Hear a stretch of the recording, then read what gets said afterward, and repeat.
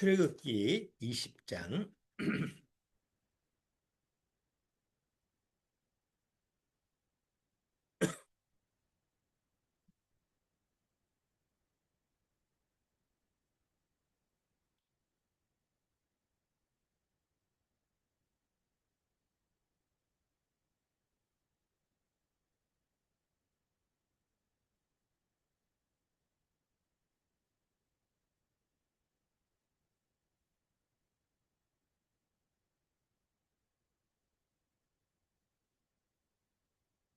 자, 출애굽기 20장.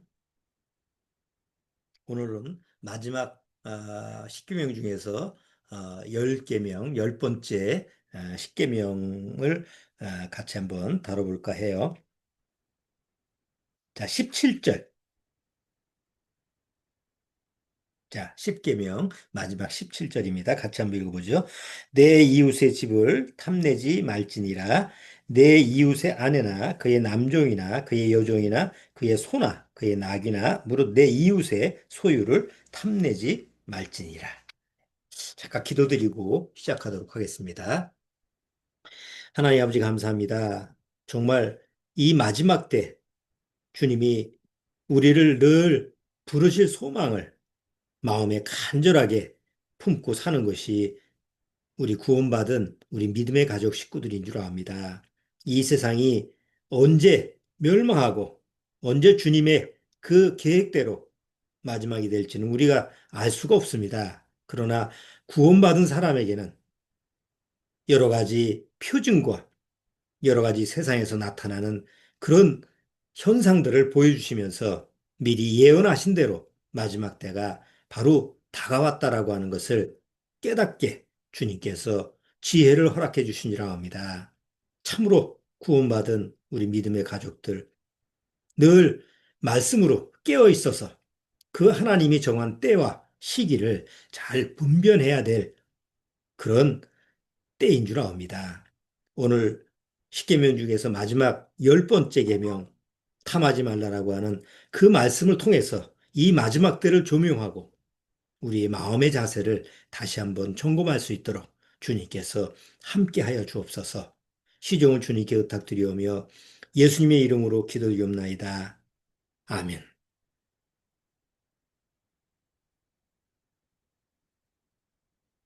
자, 이제 마지막 10번째 계명, 십계명이 지금 우리가 읽었던 것처럼 뭐 남의 이웃의 집이나 이웃의 그 물건이나 그런 것을 탐내지 말라.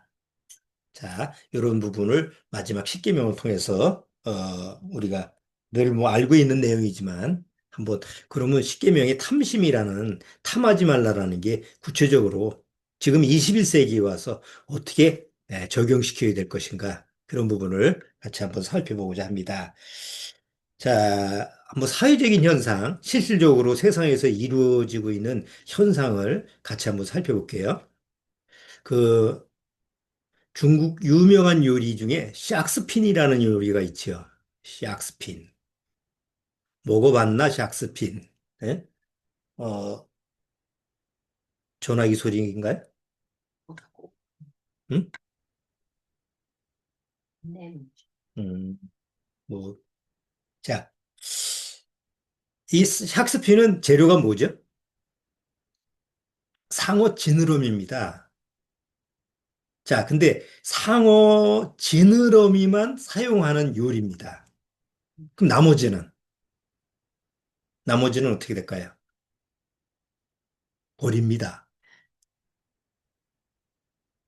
물론 상어를 우리나라도 뭐 제사상에 올리고 상어 고기를 먹기도 하죠. 근데 이제 에, 보통 그 샥스핀이라는 요리를 하기 위해서 지느러미를 사용하는데 너무 많은 물량을 가지고 있으니까 다 먹을 수가 없으니까 대개는 그 샥스핀을 위해서 상어 지느러미를 이렇게 구하는 사람들은 아예 바닷가에서 상어를 잡으면 그 지느러미만 자르고 나머지는 다 폐기를 시킵니다. 한 해 몇 마리 정도 잡아서 폐기를 시킬까요? 1년에 1억 마리라고 됩니다. 아니, 말이 1억 마리지. 하긴 워낙 중국 요리, 대만 뭐 이런 거, 저 요리를, 우리나라에서 파나요? 난 먹어봤나, 안 먹어봤나 기억이 없네. 근데 어쨌든 아주 비싸고 고급 그런 식당인데 그 샥스핀이라는 걸 먹기 위해서 그 1억, 1년에 1억 마리의 상어를 생으로 지느러미만 잘라가지고 나머지는 폐기시키는 게 그게 정상적인 모습이라고 생각하세요? 안 먹어도 되는 거 아니에요? 굳이, 그 지느러미를 요리를 해 먹기 위해서 1년에 1억 마리씩을. 그래서 뭐 상어 종류가 뭐 한 수백 개가 되는데 그 중에 이제 식용으로 이렇게 잡아서 먹는 그런 종류는 거의 멸종위기에 달하는 동물의 세계에서 유난히 이런 일을 자행하는 것은 인간밖에 없어요. 그렇죠? 여러분 잘 아는 루악 커피죠. 루악 커피. 사양 고양이가 그 커피 콩, 그걸 먹고 그 똥을 싸은 걸 가지고 주워 가지고 씻어 가지고 다시 이렇게 판 거. 아마 처음에는 아마 원주민들이 사양 고양이가 그 커피 콩을 먹고 똥을 싼 거 그게 소화가 안 되고 다 배변으로 나가니까 아까워서 한번 튀겨봤겠죠? 아까워서 했는데 그 맛이 너무 좋고 고소하고 그러니까 나중에 이제 그게 시판이 되면서 사양 고양이들을 다 잡아가지고 우리에다가 가두는 거예요. 아니 사양 고양이가 원래 밀림에서 살 때 커피콩만 먹고 살겠어요? 그냥 이거저거 먹다 보니까 그것도 먹은 거지. 그런데 이 사양 고양이로 하여금 커피콩만 싸게 하기 위해서 그것만 먹이는 거예요. 우리에다가 가둬가지고.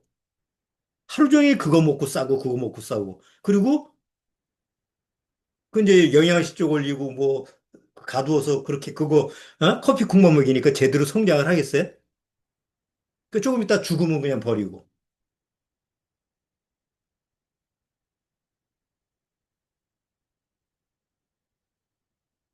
마스카라 아시죠? 눈에 이게 바르는 마스카라.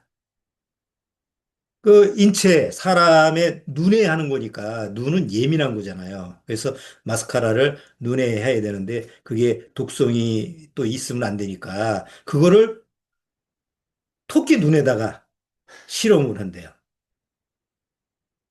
그래서 보통 토끼 한 마리당 3,000번을 실험을 해가지고 토끼 눈이 제대로 그 3,000번을 그걸 문지르면 토끼 눈이 제대로 되겠냐고. 그도 폐기시키고. 여러분 집에서 뭐 연세 드신 분들은 약을 한 뭉치씩 드시잖아. 근데 보통 우리가 집에서도 보면 안 먹는 약 있죠.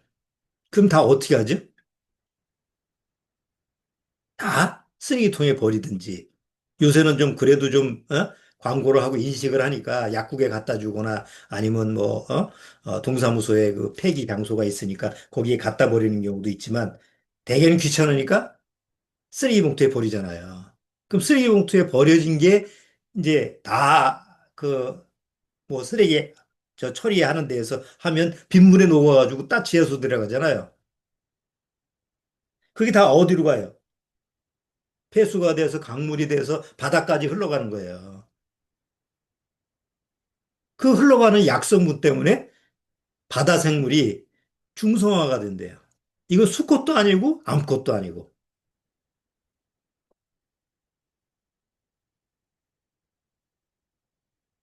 악어 가죽 좋아하죠. 악어 가죽. 악어백. 그 악어 가죽을 얻기 위해서는 산채로 벗겨야 된다네.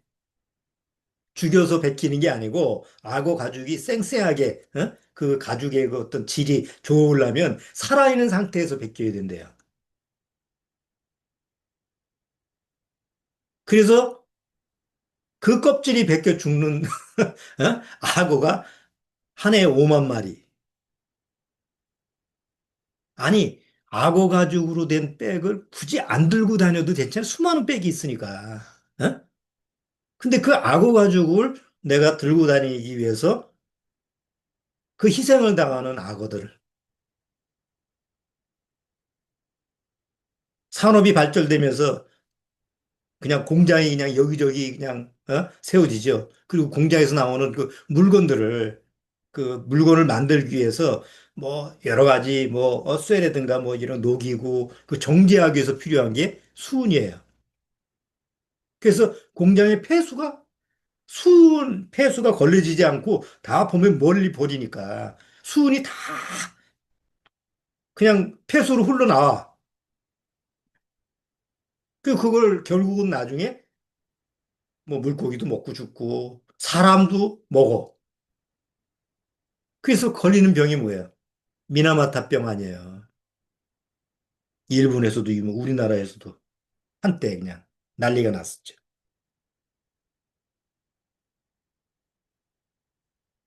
우리나라 이제 우리가 즐겨 먹는 바나나도 마찬가지예요.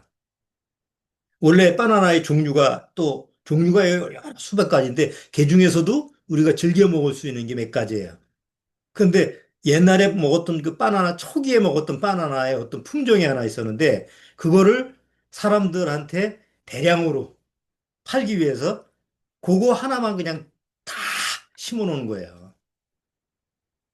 밀림을 다 지금 아마존이라든가 이런 거 다 밀어버리고. 그렇죠? 근데 그 한 종류만 심다 보면 원래 산에 여러 나무가 있잖아요. 그런데 여러 나무가 섞여 있으면 병충해에 강하게 돼요. 서로 보완작용을 해서. 그런데 한 종류만 심으면 예를 들어서 소나무만 하나 심었어. 그러면 어떤 병충해가 오면 싹 죽는 거죠? 자, 우리 텃밭에도 고추 농사 뭐 이런 거지. 고추 한번 대량으로 이렇게 했다가 입마름병 걸리고 딱 한 번에 병 걸리면 싸그리 다 그 근처에 있는 게 다 죽어요. 배추 농사도 마찬가지고. 그런데 야생으로 섞여 있는 건 그렇게 병이 안 걸려요.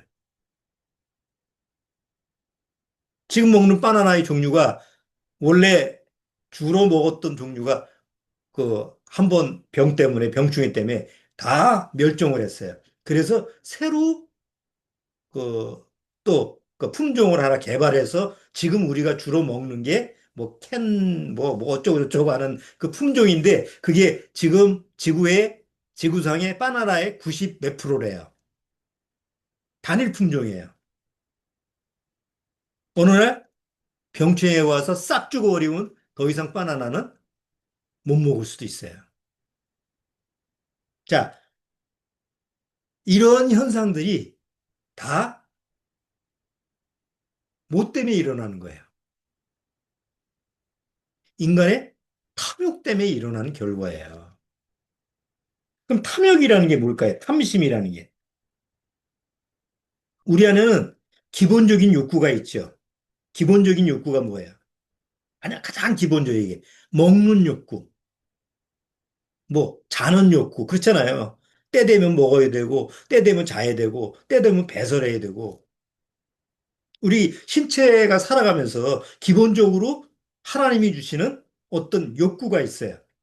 근데 그 욕구가 없으면 먹고 싶은 마음이 없어. 그러면 죽죠. 자야 되는데 자고 싶지 않아. 그 몸에 이상이 생기지. 그러니까 기본적인 욕구는 하나님이 주시는 우리가 기본적으로 살아가야 되는 그런 원동력이기 때문에 욕구가 죄가 될 수가 없어요. 그런데 탐심이라는 게 뭐냐면 기본적으로 주어지는 욕구가 통제 불능이 되었을 때 그게 욕망이 되고 그리고 결국은 탐욕이 되는 거예요. 그리고 탐욕의 끝은 뭐예요? 멸종, 뭐 파멸 이렇게 되는 거죠. 예를 들어서 우리 기본적으로 먹는 욕구가 있잖아요. 배고파, 먹어야지. 좀 맛있는 거 먹어야 되겠다. 이렇게 기본적인 그 먹는 욕구가 있으면 우리가 생동감 있게 살아갈 수가 있죠. 그런데 기본적으로 먹는 욕구가 어느 날 조금 과해서 뭘 먹는데 끊임없이 먹어. 여기서 텔레비전 보면 그런 사람도 많죠. 한두 끝도 없이 먹어. 아니, 여자가, 그것도 아가씨가 그냥 그 진짜인지 가짜인지 하여튼, 엄청나게 먹어. 그거는 정상이 아니지. 근데 그런 과욕, 뭔가 어떤 선을 넘어서, 아이, 저거는 너무한 거 아니야? 이런 식으로 기본적인 욕구를 통제를 하지 못하고 그냥 넘쳐나는 거. 그게 이제 탐욕이고 탐심인 거야. 자, 그런데 이 탐심의 시작이 성경에서 어디서부터 시작되죠? 우리가 우리말로 이제 탐심, 탐하다라고 하는 그 욕구가 그 단어가 어디서부터 나올까요? 바로 창세기 나오죠. 하나님이 에덴 동산에 선악을 알게 하는 나무 실과를 놔두고 아담한테 이거 먹지 마라. 너 먹으면 죽는다라고 하는데 뱀이 나타나서 야, 니들이 하나님이 될까 봐 먹지 말라고 한 거야. 근데 교묘히 사단은 뭐예요? 그 말을 하나님이 니들이 먹으면 하나님이 될까 봐 그렇게 하나님이 말한 거야라는 말을 뭘로 들었어요? 그걸로 진실로 듣죠? 그리고 하나님이 먹지 말라고 한 걸 보니까 뭐예요? 먹음직도 하고. 아, 그러면 안 되는데? 보암직도 하고 자꾸 보고 싶어. 그리고 그것을 먹으면 진짜 하나님이 될 것 같은 탐스럽기도 한 나무인지라. 거기에 탐이라고, 탐심이라는 게 들어가는 거예요. 자, 그 말은 다른 말로 뭐냐면 하나님이 아담과 하와를 창조하셨을 때 하나님은 99.99999%를 주시고 나머지 부족한 건 네 스스로 채우라고 한 적이 없어요. 마치 우리가 아이를 낳았을 때 그 아이한테 야, 내가 엄마 아빠로서 이 정도는 해줄게. 나머지는 네가 채워. 이러질 않잖아요. 내가 해줄 수 있는 모든 능력과 역량과 내가 할 수 있는 그 모든 열의를 가지고 그 아이한테 쏟아붓죠. 하나님이 아담과 하와를 창조하셨을 때 똑같은 마음이에요. 그리고 실제로 하나님은 모든 것을 100% 완전하게 주셨어요. 그러면 아담과 하와는 최초에 뭘 가지고 있어요? 만족을 가지고 있는 거야. 부족함이 없으니까. 그런데 사단이 거짓 DNA를 그냥 바이러스를 딱 넣어 죽으니까 그 다음서부터 아담과 하와 마음속에서 부족한 게 없으니까 딱 하나밖에 없어요. 사단이 처음에 탐심을 품어서 하나님 자리를 품은 거하고 똑같아. 에스겔서 28장에 뭐라 그래요? 에스겔서 28장 한번 보시죠. 원리가 똑같아요. 에스겔서 28장.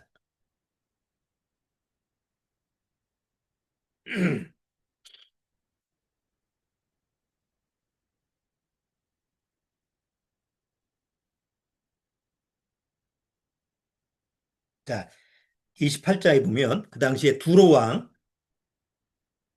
세상에서 가장 권력이 많고 화려하고 그다음에 가장 세상을 아주 그냥 제압할 수 있는 그런 능력을 가지고 있는 그런 두로 왕을 빗대서 에스겔서 28장 1절에 보면 여호와의 말씀이 또 내게 임하여 가라사대 인자야 너는 두로 왕에게로 이르기를 주 여호와의 말씀에 내 마음이 교만하여 말하기를 나는 신이라 내가 하나님의 자리 곧 바다 중심에 앉았다 하도다 내 마음이 하나님의 마음 같은 채 할지라도 너는 사람이요 신이 아니언을 왜? 이 두로 왕에 빗대서 하나님은 뭘 얘기하는 거예요?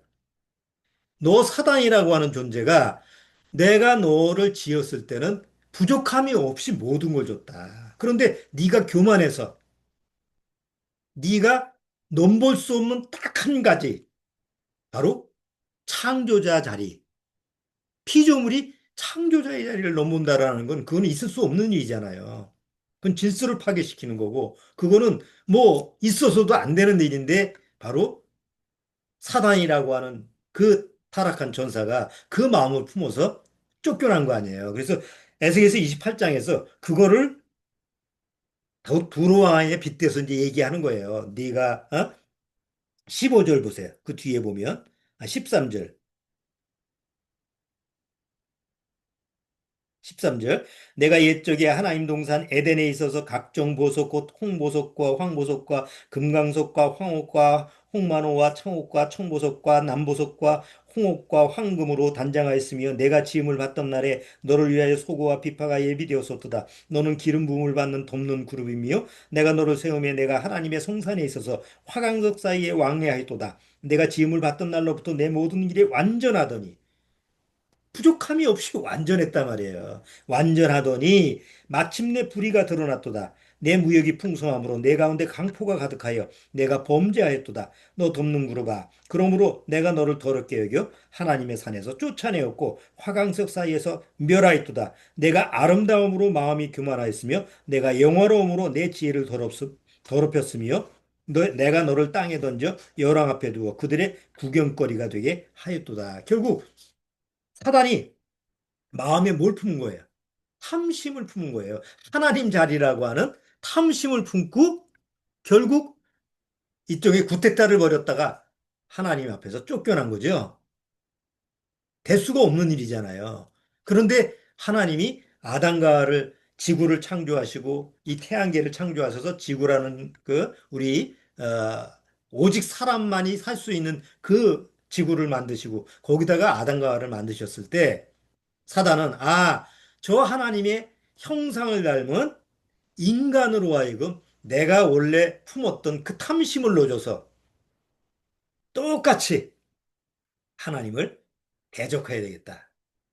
저것들을 내수하해 와서 아예 하나님을 망신줘야 되겠다. 그래서 바로 아담과 하와를 속여먹은 거잖아요. 결국 아담과 하와는 사단의 꾀임에 넘어갔고 그 아담과 하와가 사단의 그 말을 듣는 순간 마음이 뭐가 생겼어요?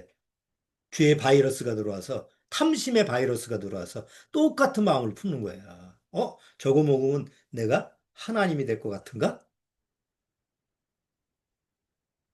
그래서 그 탐심이 들어옴으로 말미암아 아담 이후에 죄로 타락한 아담 이후에 모든 인간들 안에는 뭐가 들어가 있어요? 탐심이 들어가 있어요. 내가 예를 들어서 연우가 그냥 기본적으로 먹을 것을 이렇게 주는데 분유를 주고 이렇게 먹어주는데 그만 먹어도 되는데 자꾸 달라고 그래. 아이고 이게 탐심이 많구나. 예? 장난감 줬는데도 만족을 안 하고 막 더 달라고 그래. 그야말로 다구다구야. 애들은. 아이고 이렇게 탐심이 많. 그런 게 탐심이 아니다 말이야. 탐심은 뭐냐? 비록 연우같이 어린 아기고 갓난 아기 마음속에서도 바로 사단이 넣어준 죄의 바이러스. 내가 하나님과 같이 되려고 하는 마음.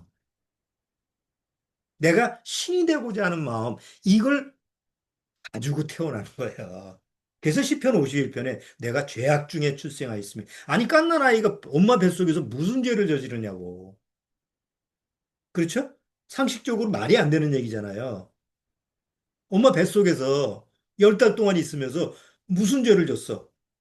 뭐 엄마 뭐 젖을 빠는 것도 아니고. 그 안에서 고작 하는 거, 뭐 발로 차는 거? 그게 죄인가? 그 뱃속서부터 죄악 중에서 출생하였으며 모친이 나를 죄 중에서 잉태하였나이다. 그 무슨 죄냐 말이에요. 바로 마지막 10번째 계명. 내가 하나님과 같이 되려고 하는 신의 자리에 오르려고 하는 이런 탐심을 본성적으로 가지고 있는 거예요. 그건 하나님이 만드신 게 아니에요. 바로 사단이 아담한테 넣어준 죄의 바이러스라는 거죠. 그 죄의 바이러스가 다 유전적으로 우리 안에 나오는 거예요.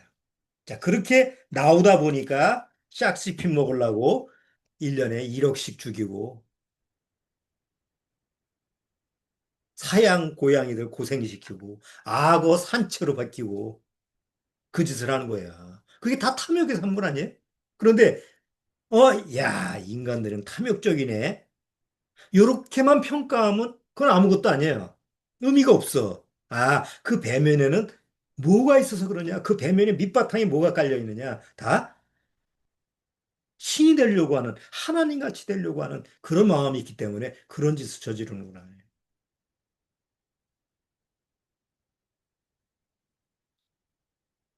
인류의 성경에 보면 인류의 역사를 보면 그게 인간 마음 속에서 계속 역사 속에서 그냥 천히 내려오는.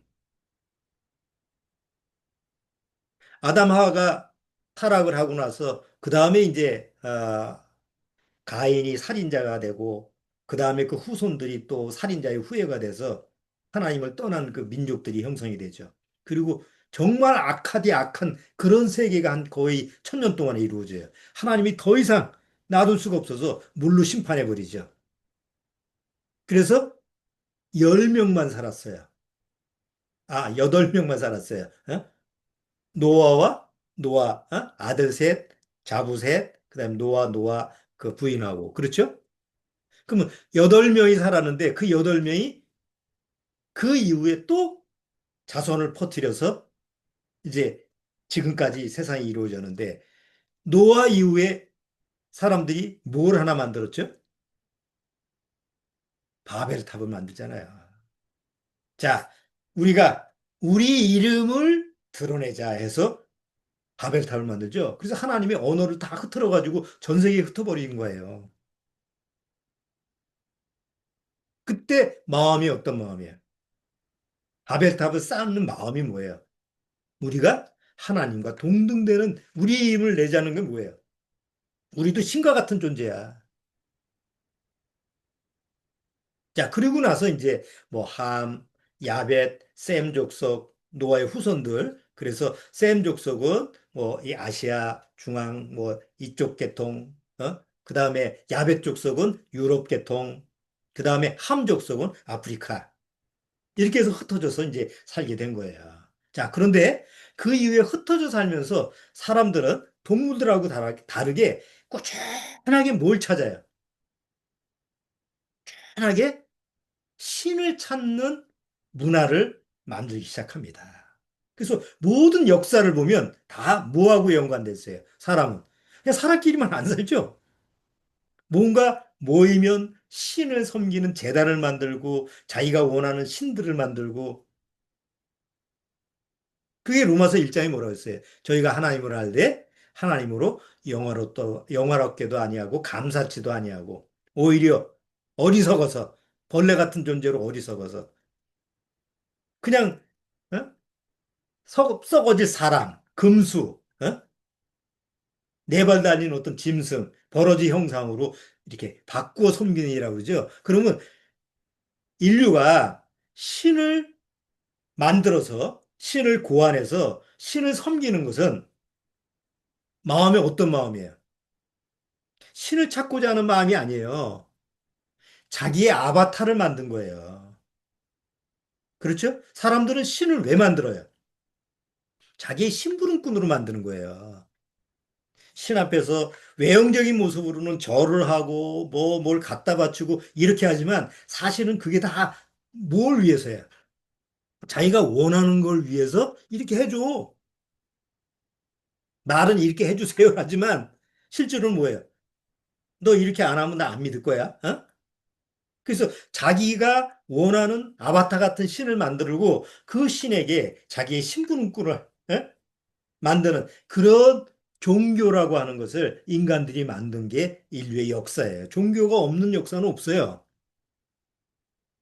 그런데 그 밑바탕에는 뭐가 계속 깔려 있다고요? 내가 신이 되고자 하는 탐심이 사단이 넣어준 그 탐심의 어떤 바이러스가 그 안에서 역사를 해서 종교적인 문화를 만들고 그 종교적인 문화를 통해서 꾸준히 신을 탐구하고 신의 자리를 어떻게든지 한번 가고 싶어 하는 그런 모습을 추구한 게 인류의 역사예요. 정말 신 앞에서 순종 이런 게 아니다 말이에요. 자, 그러면서 이제 로마 시대에 와서 그게 이제 아주 번성하기 시작한 거죠. 수많은 신들을 만들어서 사도 바울이 뭐라고 했어요? 아테네에 가가지고 도대체 만들다 만들다 하면서 이름 없는 신도 너희들이 만든다고 그러죠?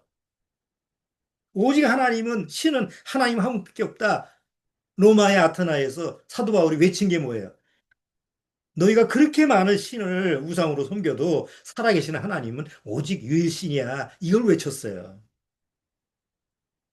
그럼 그러면서 사람들은 계속 어떤 신을 나의 아바타로 만들어서 그 신이 되고자 하는 그런 욕망을 가지고 꾸준하게 이제 막 이제 뭐 쉽게 말해서 인간적으로 그냥 찾는 거예요. 어떻게 하면 내가 신을 믿지가 아니에요. 어떻게 하면 내가 신이 될 수 있지? 이런 신도 만들고 저런 신도 만들고. 근데 돼야 말이지. 절대 피조물이 창조자가 될 수가 없잖아요. 자, 그러다가 15세기 이후에 와서 과학기술이 발달되기 시작해요. 과학기술, 혁명. 그 다음에 16세기, 17세기, 이제 18세기, 19세기에 오면서 컴퓨터가 딱 발명이 되기 시작합니다. 자, 컴퓨터는 뭐를 응용한 거예요? 인간의 뇌를 인용한 거예요. 옛날은, 옛날 내가 신을 믿을 수 있는 것은 그냥 뇌까지는 안 돼. 이거는 범접하지 않잖아요. 그러니까 손으로 뭘 하든지, 몸으로 뭘 하든지, 하여튼 몸으로 할 수 있는 거는 다, 그 신의 모습을 좀 모방하고 그러는데, 뇌는 안 돼, 이게 뇌를. 근데 19세기에 들어서 뇌과학이 발달되기 시작하면서 사람들은 사람의 머리를 가지고 뭔가 신적인 신의 어떤 경지에 좀 이렇게 접근할 수 있는 이런 모습이 있겠네 하고 나서 그 길을 이제 발견하게 된 거예요. 자, 그러다가 19세기, 20세기, 21세기 와서 갑자기 빨라지는 거 속도가. 그래서 이제는 과학이 하나의 종교가 돼버리신 거예요. 지난주에 KBS에서 요새 트랜스 휴먼이라고 하는 3부작 트랜스 휴먼이라는 것을 수요일마다 지지난주에 한 번 했고 지난주에 한 번 했고 그다음에 아마 돌아오는 이번 주에 새 3부작으로 트랜스 휴먼이라고 하는 주제로 다큐멘터리 그 프로그램을 만들었어요. 여러분 트랜스 휴먼이 뭡니까? 트랜스 트랜스 휴먼이라는 뜻이 뭐예요? 요새 아주 뉴스도 많이 나오고 잘 나오는 거예요. 초인이라는 거예요. 초인간. 그래서 초월이라는 말 아시죠? 초월. 뭘 초월하다. 예? 초인. 뭐 초인, 응? 초인적인 힘. 그러니까 지금 인간의 한계를 넘어서는 어떤 모습이에요.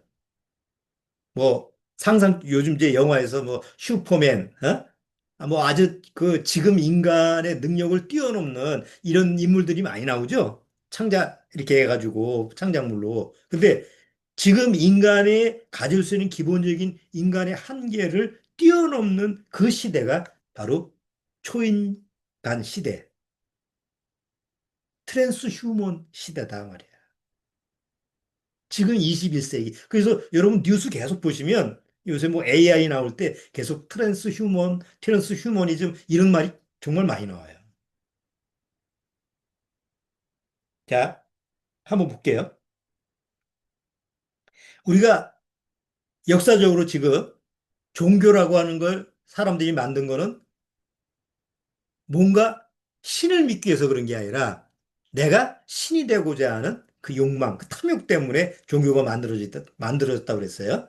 자, 근데 그래도 그 당시는 인간이 더 이상 신이 될 수 없다라는 한계점이 있기 때문에 신이라고 하는 존재를 만들었어도 경계선을 못 넘어갔어요. 그렇죠? 그래서, 그래. 나는 그냥 인간일 수밖에 없구나. 그런데 이게 트랜스 휴먼 시대가 딱 이제 시작되고 막 과학이 막 밀물듯이 발전이 됐으니까, 신적인 존재, 내가 만드는 신적인 존재가 없어도 인간을 구원할 수 있는 능력이 가능하겠네? 라는 생각이 드는 거예요. 자, 예를 들어보죠. 2000년 전에 예수님이 오셨어요. 예수님이 누굴 고쳐줍니까? 안진뱅이를 고쳐줍니다. 요즘 청각장애자, 귀를 뜨게 합니다. 시력. 이런 사람은 눈을 뜨게 합니다. 사지가 38년 된 병자가 뭐예요? 요즘 얘기하면. 정신마비예요. 누웠어. 2000년 동안 그, 그들을 구원할 수 있는 능력은 누구밖에 없어요. 신밖에 없어요. 아, 그 우리는 범접할 수가 없구나. 그건 신만이 할 수 있는 거야. 그렇죠? 그래서 이제 교회 가서 뭐 새벽 기도하고 뭐 기도밖에 없다고 해서 붙들어 늘어지잖아요. 근데 트랜스 휴먼 시대는 그거, 아닌데? 왜? 청각장애자한테 뭔가 기계를 넣어주니까 소리가 들려? 시각장애자한테 뭔가 시각을 할 수 있는 어떤 뭐 새로운 것을, 과학기술로, 바꿔주니까 시력을 다시 회복할 수 있네? 전신마비, 움직이지 못하는 사람인데 요새 뇌과학으로 수술을 하니까 뭔가 움직일 수 있는 반응이 있네? 아직까지는 완전히 하진 않았어도 그 대신 뭐가 나왔어요? 그 대신 몸은 못 박아주니까 그를 움직일 수 있는 기계를 장착을 시키는 거예요. 그래서 지난주 그 트랜스 휴먼이라는 기획 프로그램에 보니까 전신마비가 됐어. 교통사고로 전신마비가 돼서 몸은 못 움직이는데 옷을 딱 입히니까 로봇처럼 걸어갈 수가 있는 거예요.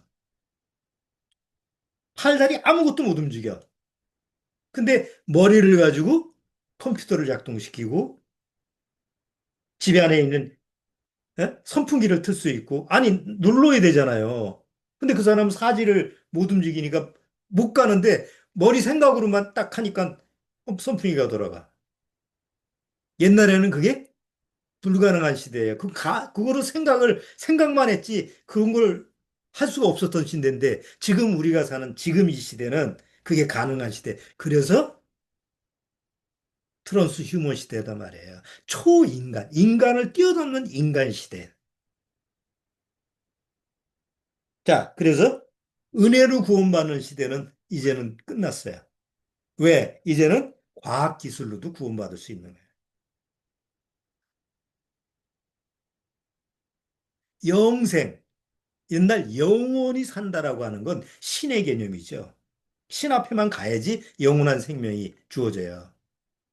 근데 지금은 유전자 편집을 해요. 세포 재생을 해요. 여기 폐가 망가졌으면 인공폐 넣어요. 심장 망가졌으면 인공심장 넣어요. 요새 3D 프린터로 가지고 다 만든다고. 장기 빼면 다리 바꿀 수 있는 그런 기계가 되는 거예요. 이제 기계가 넣으면 작동이 돼. 그러니까 영원한 생명도 가능할 것 같대. 진시황은 결국은 못 찾았어. 근데 지금은 과학기술로 불멸, 불사. 이게 사람들 생각에, 가능하겠네? 라는 생각을 하는 거예요. 그러니까 신이 필요할까요? 안 필요할까요? 신이 없어도 사람들이 원하는 구원이라고 하는 것이 가능하다 생각하는 거예요. 아니, 우리가 생각하는 영혼 구원은 아니지. 근데 세상 사람들은 다 구원의 관념이 어디예요? 영혼은 우리가 생각하는 영혼의 구원이 아니잖아요. 그냥 세상 물질 세계 속에서 이 세상에서 뭐 잘 되고 부자 되고 아프면 병 낫고 이런 차원의 구원이잖아요. 근데 이게 과학 기술로 인간의 능력으로 가능한 시대가 된 거예요. 옛날에는 불가능했던 게. 그래서 초인간 시대가 된 거예요. 성경에서 뭐라고 그랬어요? 예수님이 내가 너 안에 네가 내 안에. 요즘은 기계가 내 안에 내가 기계 안에. 그렇잖아요. 여러분, 이 핸드폰 보시죠? 핸드폰 보면 뭐가 내가 뭐 말로 이렇게 명령을 하면 그것도 듣잖아. 기계하고 주고받는 시대가 됐다고. 신하고 관계없이. 옛날에 상상할 수 없는 얘기잖아요.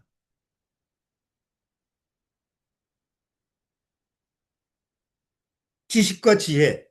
옛날에는 그냥 죽으라고 공부만 했어야 되는데 요새는 업로드, 업그레이드.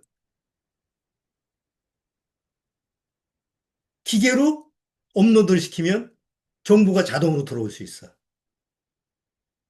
업그레이드, 지금 상태보다 한 단계 더 높일 수도 있어.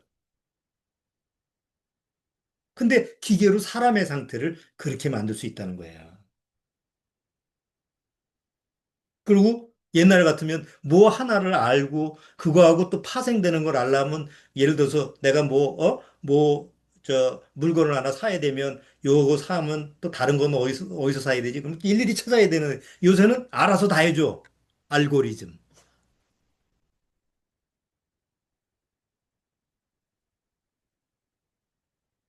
그러니까 생각이 필요 없는 시대가 되는 거예요. 사람은 원래 생각을 하면서 살게 돼 있잖아요. 원래 하나님이 창조하신 그 사람한테 머리를 달아준 것은 생각하고 살아라는 거잖아요. 옛날 학교도 안 나간 할머니들, 우리 엄마, 우리 엄마 시대의 그 할머니들은요, 학교를 안 다녔어도 자기 자식들 전화번호는 다 외워요. 친척? 자기 형제들? 우리 어머니도 전화번호 다 기억해. 우리는 내 자식 전화번호도 핸드폰 찾아야 돼. 에?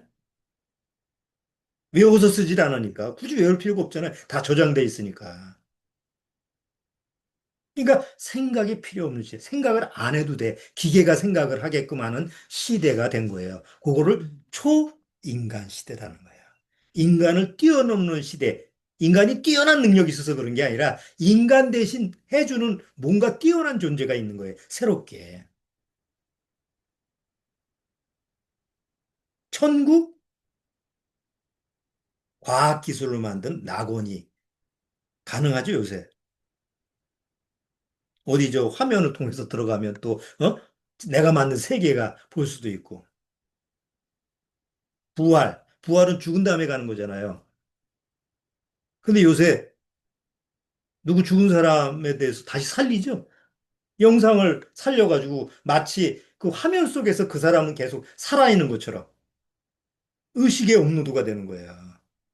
아, 참. 옛날에는 들어보지도 못하고 상상도 못한 단어들이 지금은 아주 당연하다는 듯이 판을 치는 이게 지금 우리가 사는 현재 시대입니다. 그런데 공통적인 이 모습을 보니까 하나님만 싹 빠져 있는 상태에서 이제 인간이 처음 아담과와의 후손들은 지금처럼 과학기술이 없었을 테니까 그냥 마음속에서 물리적으로 내가 어떤 신이 됐으면 좋겠다 이런 마음을 가지고 살았지만 그리고 지금서부터 한 30년 전까지만 해도 그렇죠.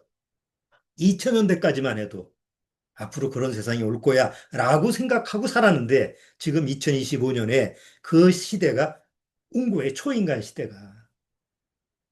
그럼 보세요. 모든 사람들의 마음속에서 나도 이제 신이 하나님의 존재가 필요 없이 내가 그냥 신이네. 내가 하나님이 될 수 있는 그런 상황이 주어진다고 한다면 이게 때가 언제쯤 됐다는 거예요. 이거 그냥 놔두실 거예요. 더 이상 갈 데도 없잖아. 인간이 스스로 신이 됐다고 생각하는 그 모든 사람들이 그렇게 생각하는데 핸드폰 가지고 있는 애들조차도 뭐예요? 그 기계가 자기 신이 아니야. 자기의 아바타고.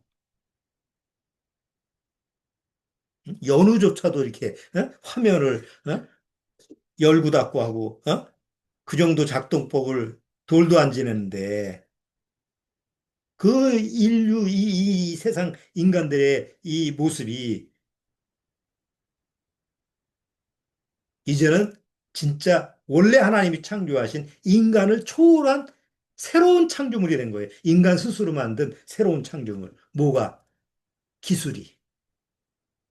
과학기술이. 근데 과학기술은 누가 만든 거예요? 인간이 만든 거죠. 그러니까 인간 스스로 하나님을 감사할까요? 아니죠. 이건 우리의 영광이다. 바벨탑처럼 우리의 이름을 드러내자요. 맨날 뉴스만 보세요. 엔비디아가 뭐 어쩌고 저쩌고 무엇이 어쩌고 저쩌고 해서. 아까 에스겔서 두로 왕의 끝은 뭐예요? 파멸이죠. 탐심의 끝은 파멸이에요. 결국 이 인간들 마음속에서 가득 차 있는 이 탐심의 끝은 뭘까요? 하나님의 마지막 심판이죠. 정말 가까이 오는 거예요. 우리가 생각하지 못했던 그런 상황이 현실적으로 벌어지면서 하나님의 때는 정말 가까이 오는.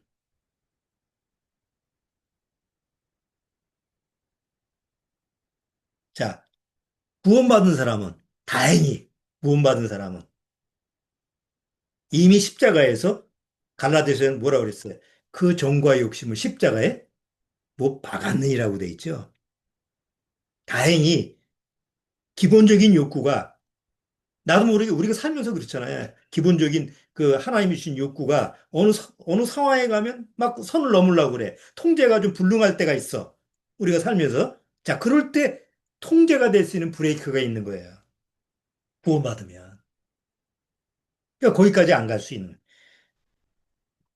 그래서 탐심으로 넘어가지 않고, 절제를 하고, 통제를 하고, 하나님이 주어지는 그런 삶에, 하나님이 주어진 그 축복 속에서 우리가 하나님 앞에 무함에서 살 수 있는 거예요. 감사하면서 살 수 있는 거예요. 탐심이라는 것은 깨진 항아리에 물 붓는 거하고 똑같아요. 성경에서 인간의 마음을, 그 죄로 더럽혀진 그 인간의 마음을 뭐예요? 저장하지 못할 운동이다. 깨진 항아리에 물을 아무리 부어도 안 돼. 그렇죠? 내가, 그래도 요즘 다 노는데 나는 그래도 한 달에 한 300은 벌어. 야, 난 만족하네. 이런 사람 있어요? 100만 원 벌면, 누가 좀 200만 원 주는데 없나? 그런 거 찾잖아요. 내가 그래도 뭐 열심히 저축을 해서 한 1,000만 원을 모아놨어. 요거 이제 이 정도면 내가 만족해. 이렇게 만족하는 사람 있을까요? 이것, 요거 불려가지고 한꺼번에 2배 되면 어떨까? 그래가지고 또 코인 투자해서 몽땅 잃고, 주식 투자해서 몽땅 잃고. 그런 거 아니에요, 다. 얘기 들어보면 딴 사람은 없어.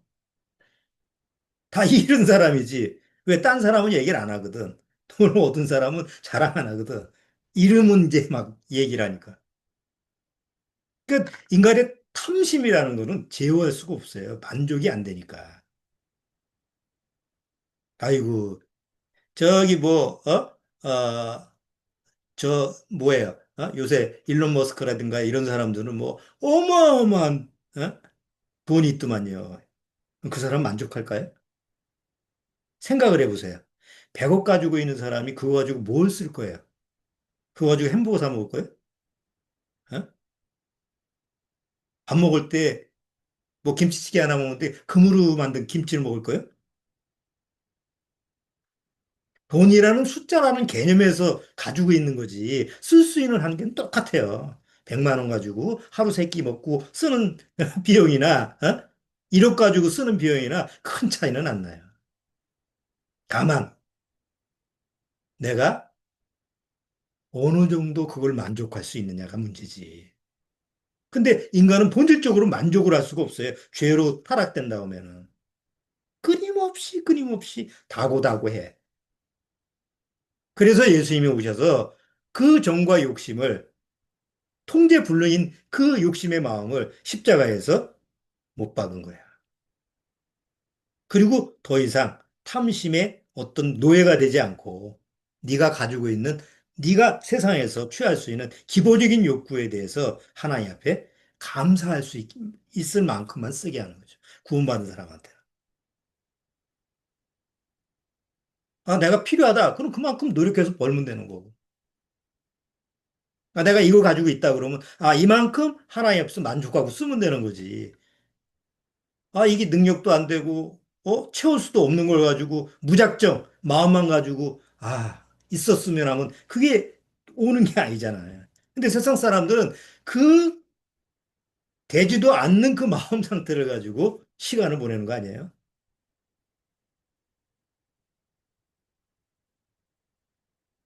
그래서 구원받지 못한 사람의 마음 상태는 마음에 불평과 불만만 가득해요. 있어도 불평, 없어도 불평, 에? 있어도 불만, 없어도 불만. 그게 갈라디아서 5장 24절이에요. 갈라디아서 5장 24절 보세요.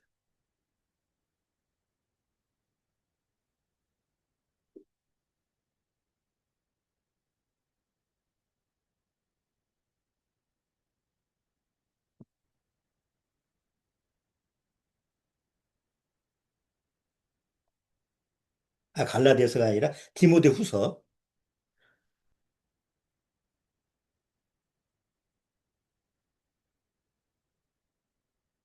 자, 디모데후서 3장.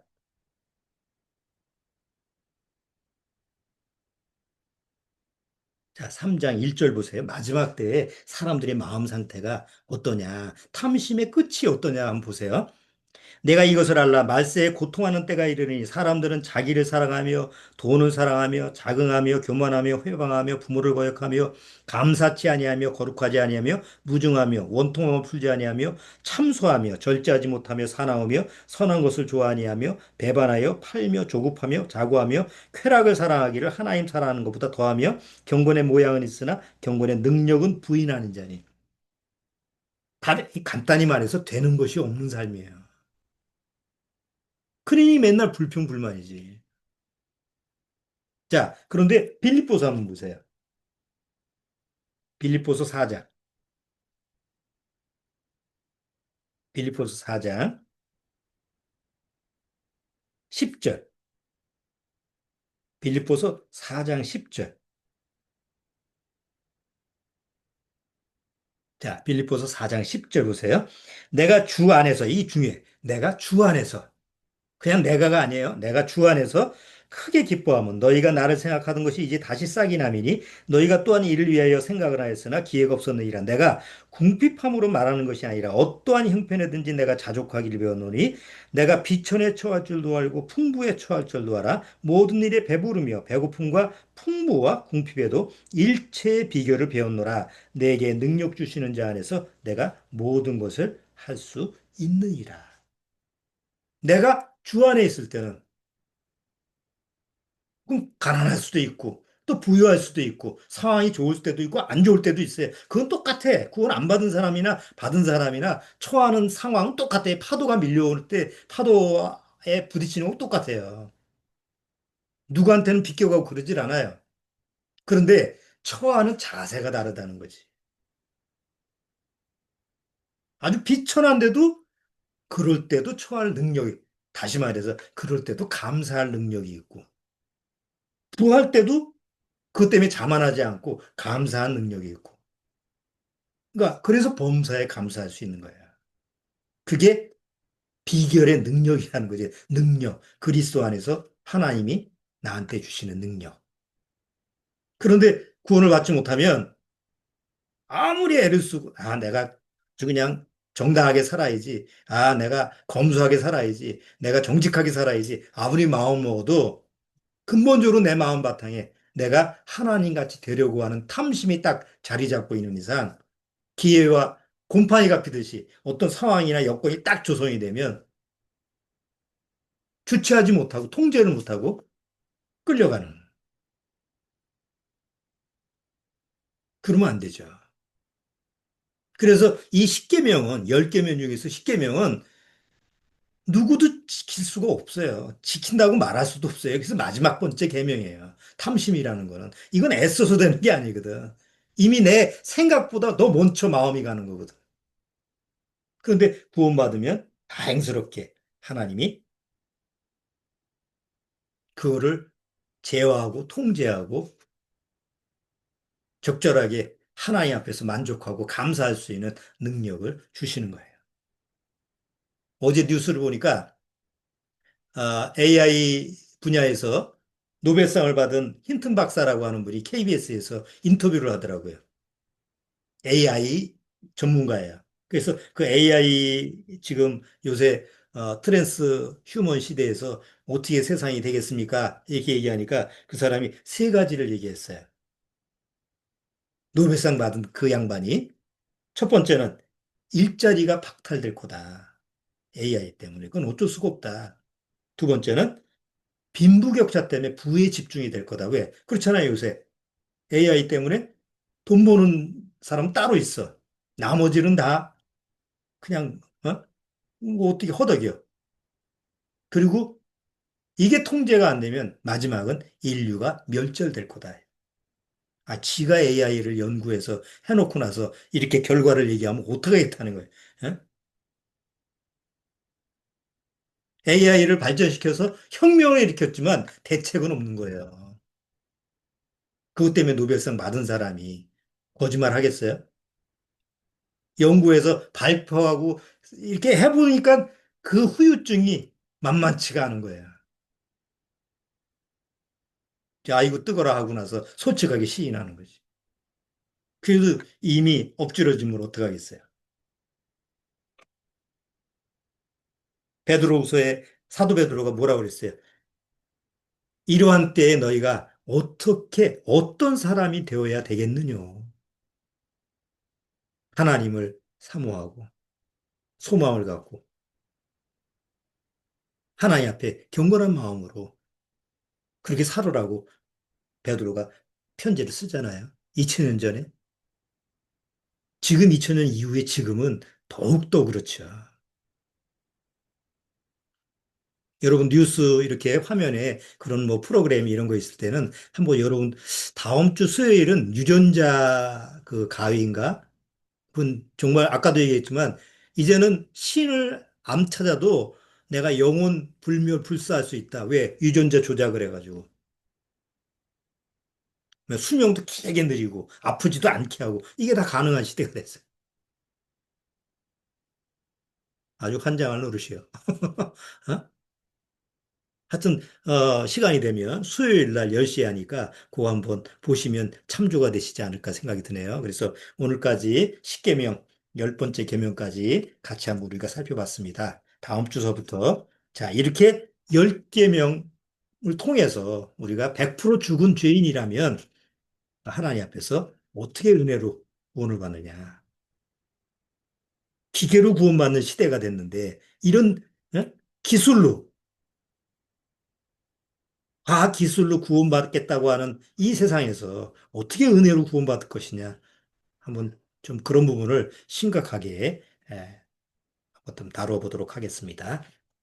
자, 광고는 아까 이언 토마스 번역한 책자 두 번째 거 나왔으니까 뭐 여러분 필요하신 대로 예, 나중에 오셔서 가져가시든지 필요하면 그렇게 제가 드리도록 할게요. 그리고 이 후반 이 번역 내용을 보면 우리가 그리스도 안에 있고 내가 그리스도 안에 있고 그리스도가 내 안에 있다라고 하는 어떻게 사는 것이 정말 크리스천의 삶이냐라는 것을 많이 생각하게 하는 그런 내용이 들어있기 때문에 꼭 읽어보시고 좀 묵상을 해보시면 좋을 것 같습니다. 꼭 참조하시기 바랍니다.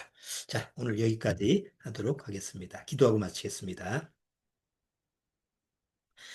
주님 감사합니다. 아무쪼록 이 초인간 시대라고 하는 스스로 하나님같이 되어 이제는 더 이상 하나님하고 관심도 없고 하나님의 존재도 인정하지 않는 이런 교만과 또 인간의 어떤 스스로 파멸을 재촉하는 이런 마지막 때 시대에 정말 구원받았다고 한다면 정신을 차리고 더더욱 소망을 하늘에 두고 살아갈 수 있는 그런 믿음으로 주님께서 인도하여 주옵소서. 예수님의 이름으로 축원합나이다. 아멘. 자, 마치도록 하지요.